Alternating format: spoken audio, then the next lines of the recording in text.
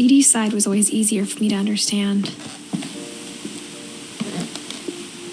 But the older I get, the more I can see where my mom was coming from. She lost 2 of her brothers, just like I did. I get why she tried so hard to protect us. There's so many things I wish I could ask my mom now. Part of me thinks this is what she wanted all along. For me to come back someday and find everything out for myself.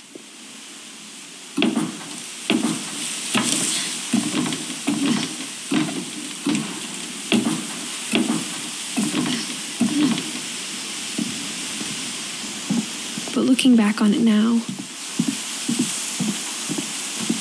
if she told me there was going to be so much climbing, I never would have come when I was 22 weeks pregnant.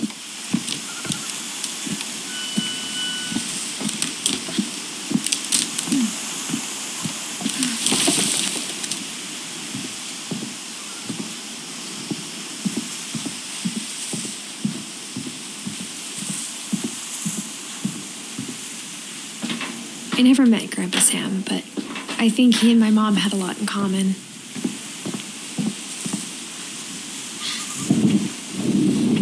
They were both pretty intense. Instead of hiding from death, Sam seemed to go out of his way to meet it.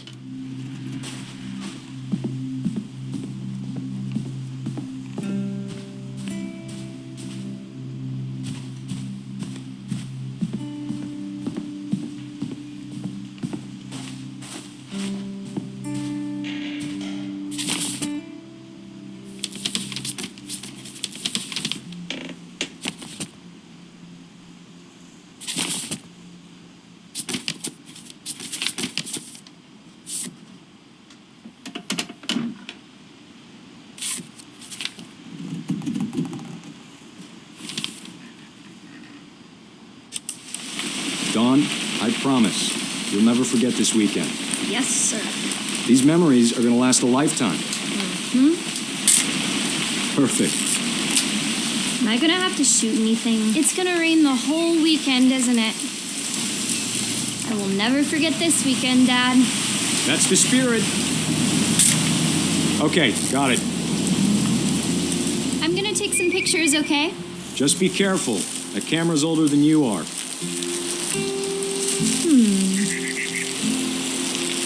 Definitely. Hey!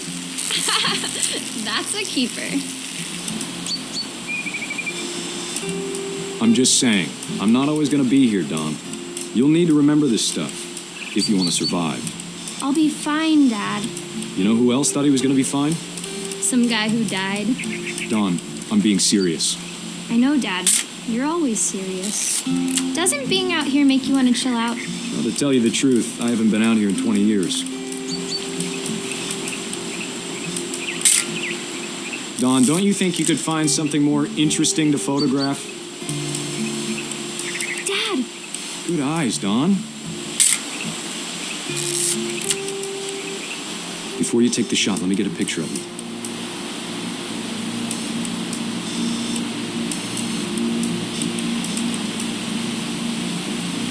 Dad, I... Just breathe. Turn up. Let me get behind you. Do I have to do this?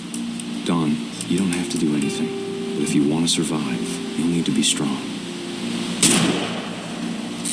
Great shot, Dawn!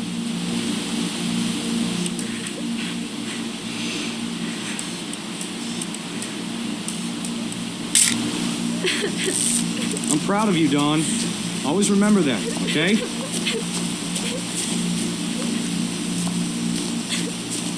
Dad, it's twitching.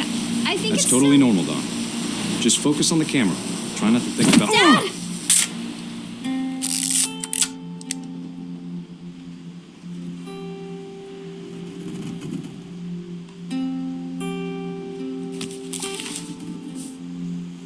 Of all these stories, that's the one I wish most that my mom had told me.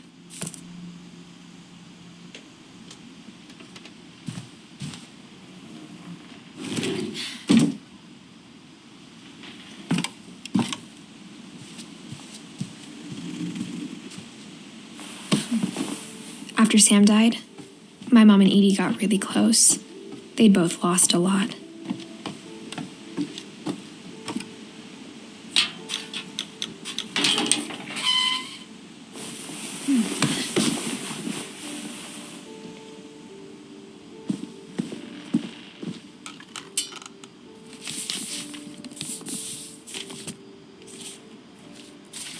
Dear Kay, do you remember the way Gregory used to laugh when he thought he was alone? Like something funny was happening, but only he could see it.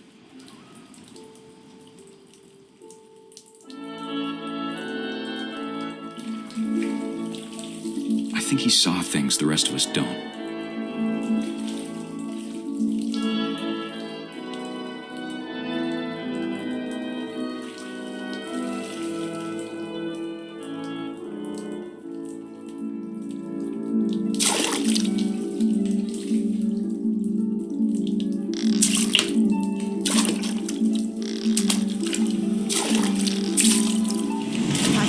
Gregory, it's time to...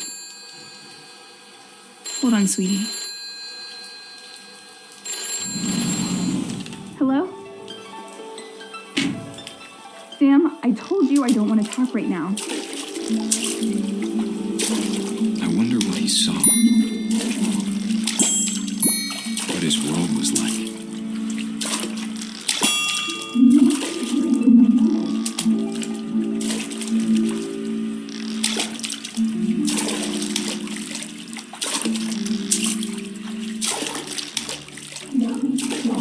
He reminded me so much of Kelvin. Lost in his imagination. Whatever it was, he saw.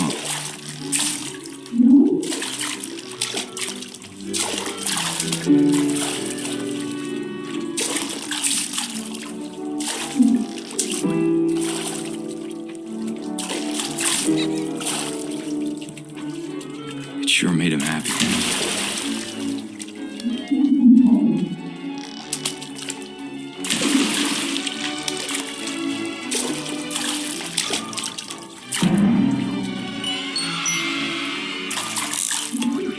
I know how silly it sounds.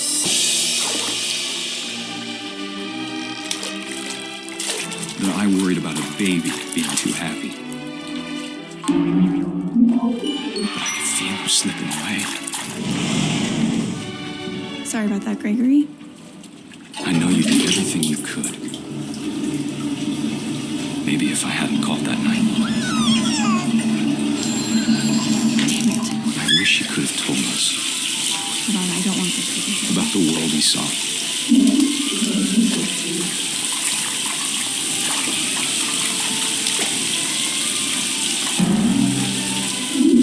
Hey, there's so much I don't understand. About Gregory. About everything.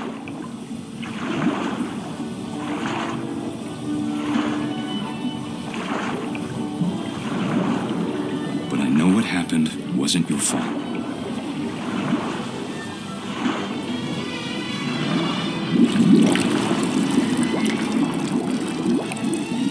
I'm sure he's happy. And he'd want you to be happy too. Good luck, Kay. Love, Sam.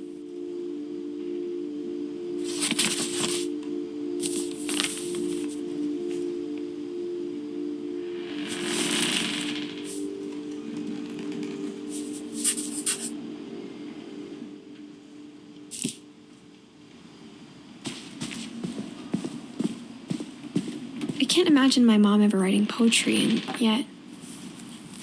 A poem for Gus, who always said the wedding was a bad idea.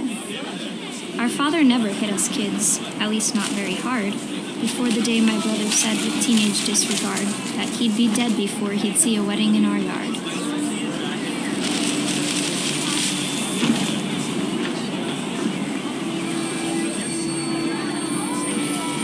My father made him come, of course, but Gus stood far apart, just flew his kite and bottled up the storm inside his heart.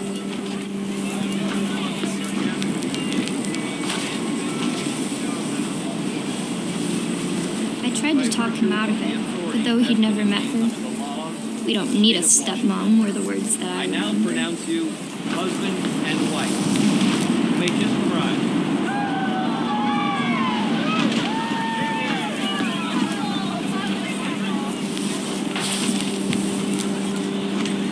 When the time for photos came, Dad ordered him to come here. But Gus declined and as a sign held up his middle finger.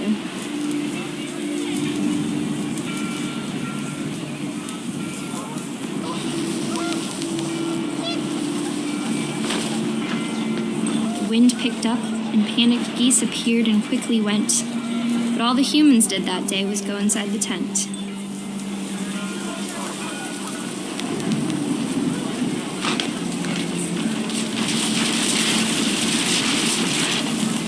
The rain came down in buckets then, but no one seemed afraid that nature might destroy the tent our dad had crudely made.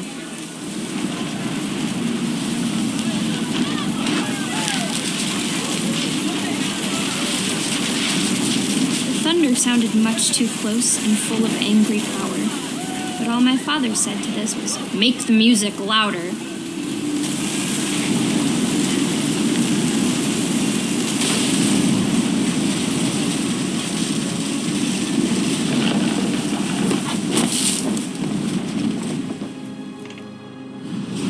I wish that I could truly say I thought about you on that day. Out there on the beach alone, just you, the wind, the sea, and foam. But I didn't, until we found you.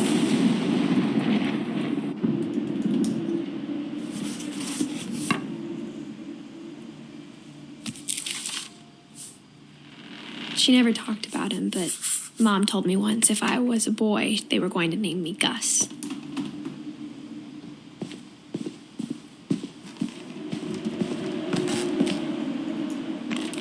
My mom moved up to the loft after her brothers died. At the time, it was as far away as she could get.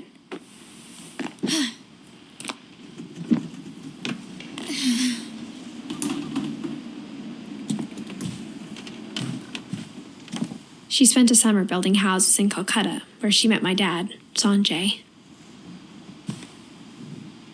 My mom moved to India a week after graduation and got a job teaching English. Louis was born a year later.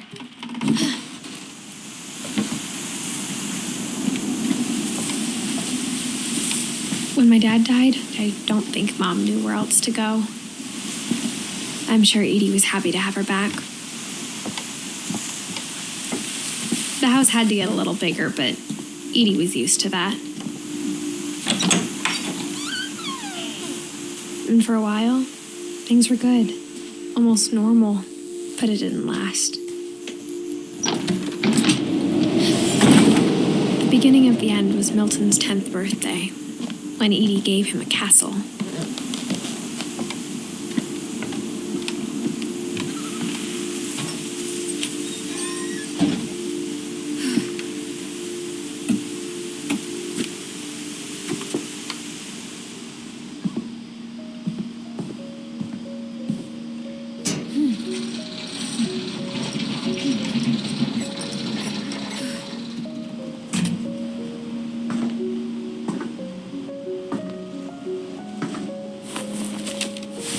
Milton Finch in The Magic Paintbrush.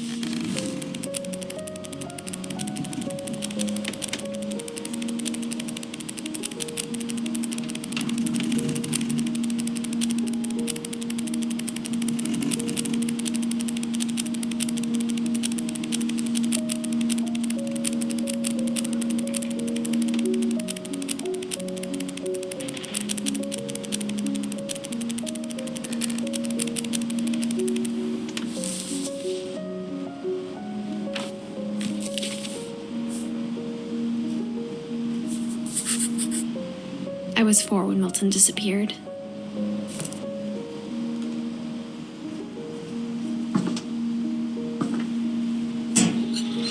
Mom spent months searching for my brother. Then she sealed the doors.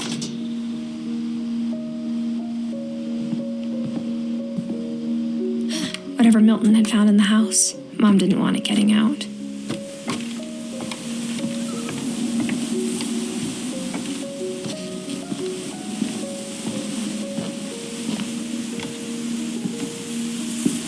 Mom definitely blamed Edie, but I think Louis blamed himself.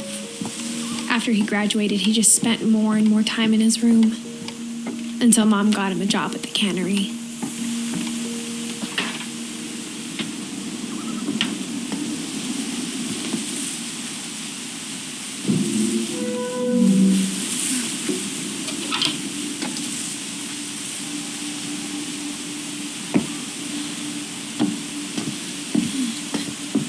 Louis's room smelled very, very familiar.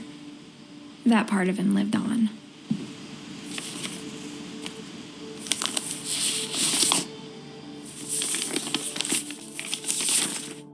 Dear Mrs. Finch, as Louis's psychiatrist, I can understand your desire for an explanation. As I see it, the trouble began in January, shortly after we convinced your son to seek treatment for substance abuse. Newly sober, I believe Louis first noticed the monotony of his daily life.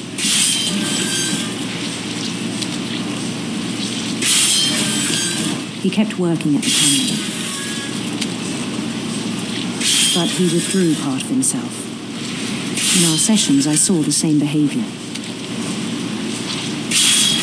His mind began to wander. I asked him to describe it. He said he started small, imagining a labyrinth. He'd feel his way about. Then something moved. Bats. And toads.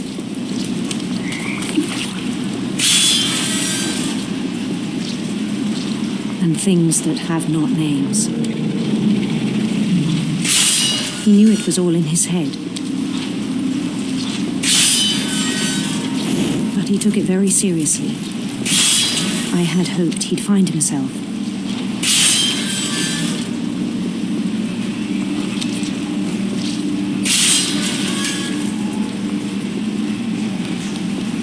But he found something more. I worried about him then. Daydreaming at the cannery. I spoke with his boss. But he said Louis had become a model employee. Methodical, tireless, focused. Like a whole new Louis. So I let him go on.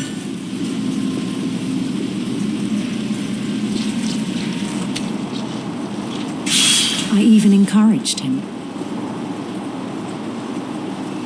It seemed very promising at first. He told me he'd made a new friend.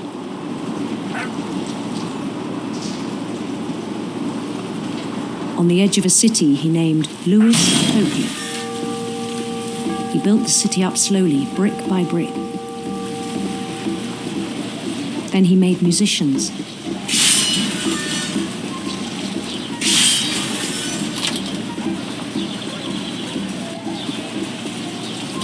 And songs for them to play. He talked about starting a band. And he was always humming something. Every day his imagination grew stronger.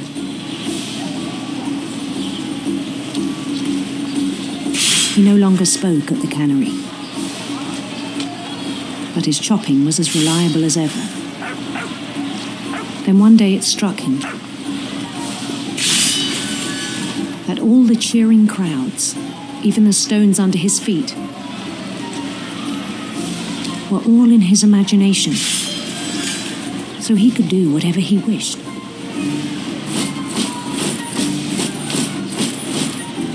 He held an election for mayor. And he won. They begged him to stay, but his mind was already wandering. It became a game for him.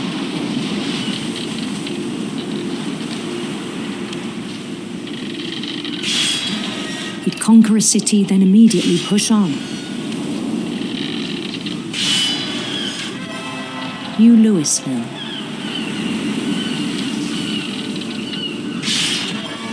St. Louis. We started drifting away from our reality.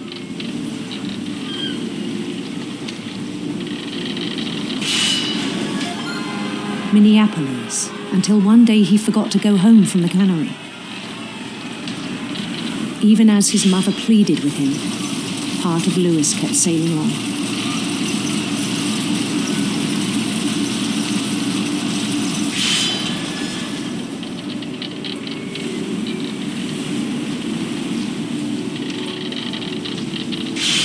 In Louisburg, he heard rumors of a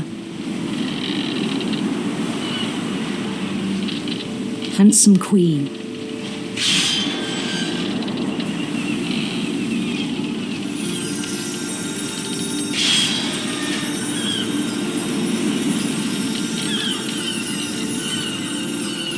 The queen was on her own quest for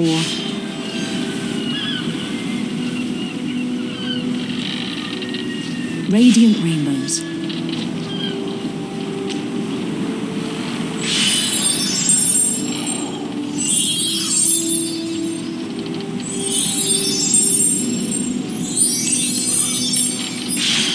He followed the sound of her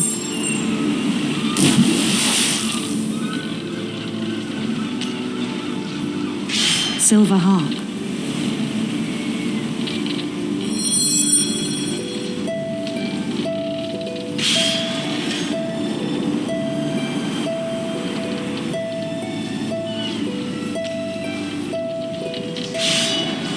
His chase led him to a golden palace east of the sun and west of the moon.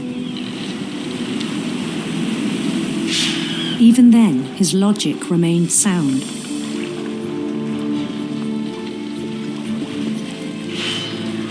He knew the world was all in his imagination.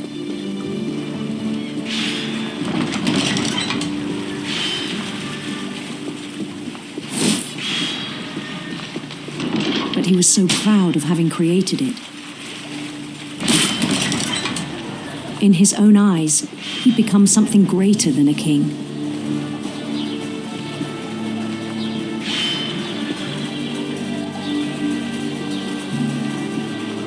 For someone who'd never known success in the real world, I think it was overwhelming.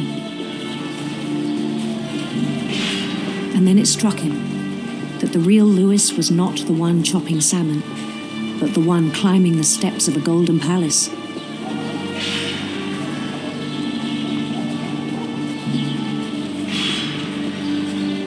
My imagination is as real as my body, he told me. It was hard to argue with him.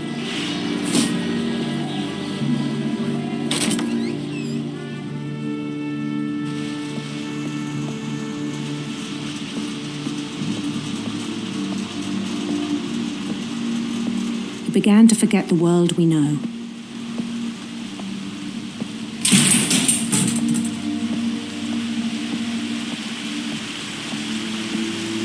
I think it pained him to remember Louis, the cannery worker.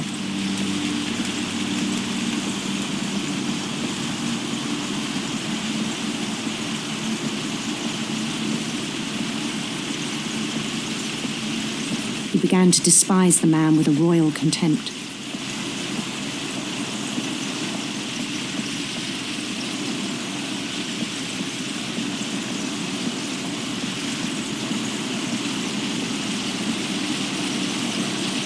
I still thought I could save him. Even after he said he was being crowned king over all the lands of wonder. The palace would be packed with his companions.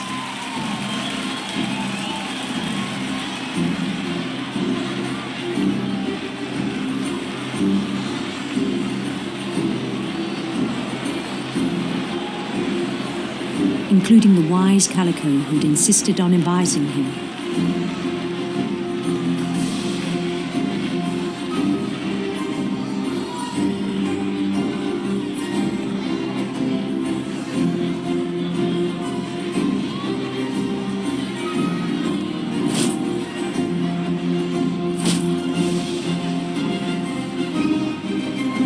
Queen waited, holding his crown.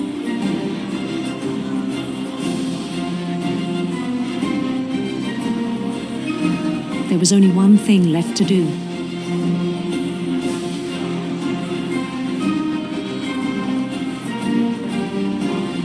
Bend down his head.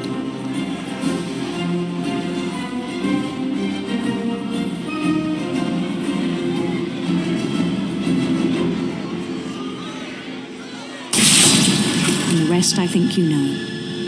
Mrs. Finch, your son was a kind man who will be missed by all of us who knew him.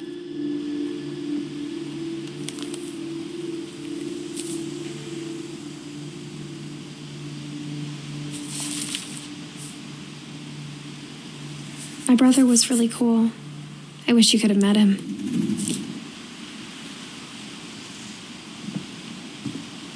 Louis and I spent a lot of time playing games together, but he was surprisingly bad at them. He died a lot.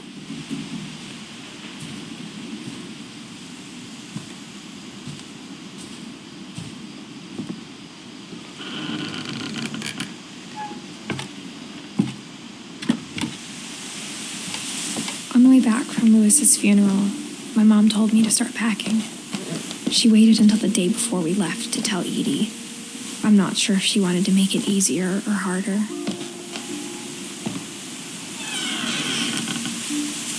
I wish we'd stayed. But I understand why we left.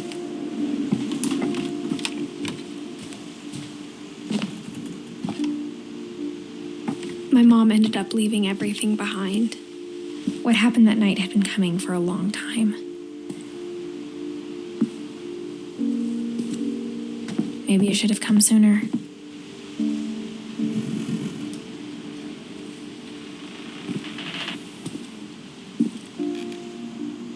But it had to end one way or another.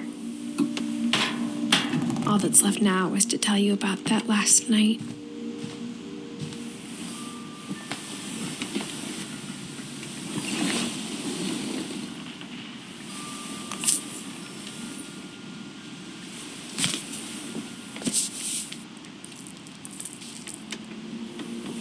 That whole last day, Edie just watched us pack and didn't say a word. Until supper, when she raised her glass and said, "To our final night together, and all our final nights apart." Grandma, you know what I said about alcohol. Some of your medications are very Edith, specific. I left a present for you in the hallway.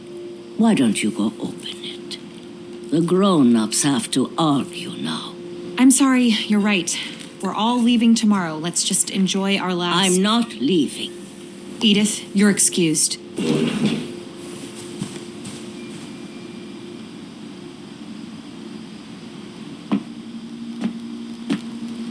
The power had been shut off that morning, but Edie always had plenty of candles.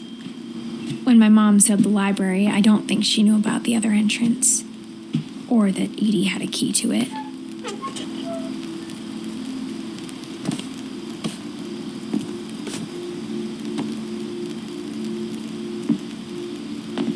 That thing you're afraid of isn't going to end when you leave the house.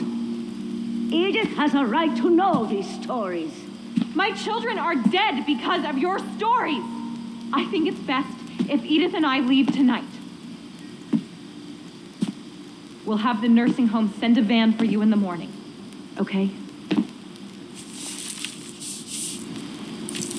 Dear Edith, there's so many stories I wish I could tell you, but there's only time for one. This is about what happened on the night you were born. That night, the tide went way, way out. It was the first and last time I ever saw the old house aground. There'd been an earthquake out in the middle of the ocean.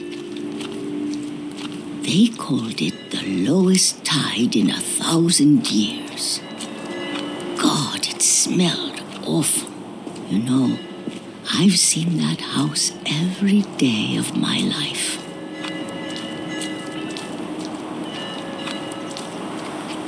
But I never thought I'd go back to it. when the fog rolled in, I lost my way.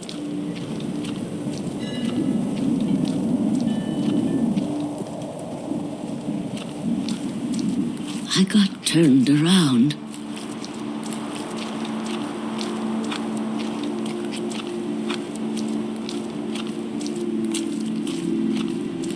For a while, I wandered.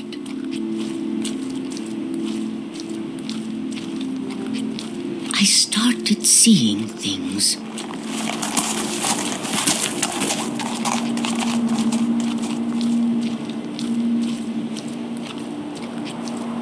Things I'd forgotten had ever existed.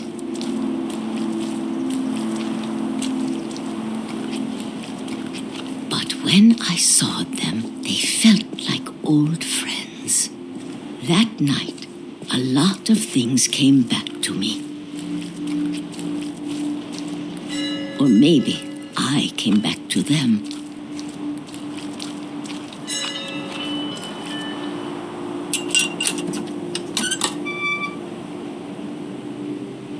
Things I can't explain, but that I need you to try and... Edith, what are you doing in here?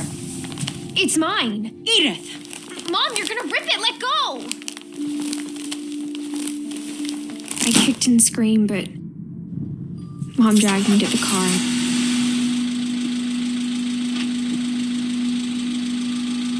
I never saw Great-Grandma Edie again.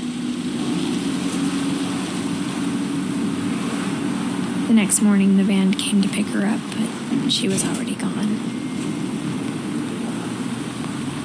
After that, we moved around a lot.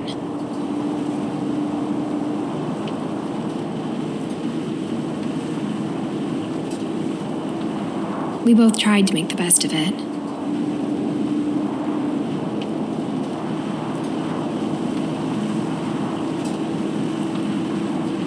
A few years went by.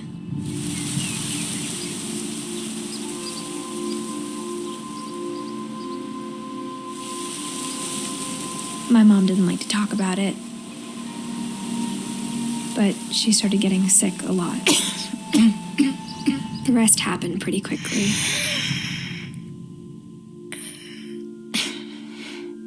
She got better for a while, and then she didn't. And then I was alone. The last Finch left alive.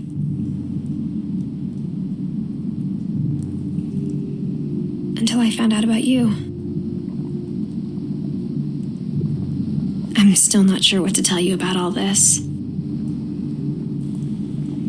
If we lived forever, maybe we'd have time to understand things. But as it is, I think the best we can do is try to open our eyes and appreciate how strange and brief all of this is. This journal was supposed to be for you. But now I hope you'll never see it. I just want to meet you and tell you all these stories myself. But I guess if you're reading this now, things didn't work out that way.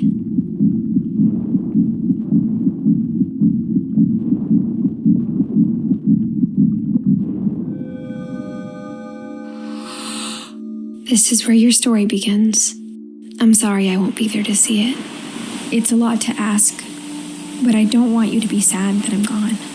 I want you to be amazed that any of us ever had a chance to be here at all. Good luck.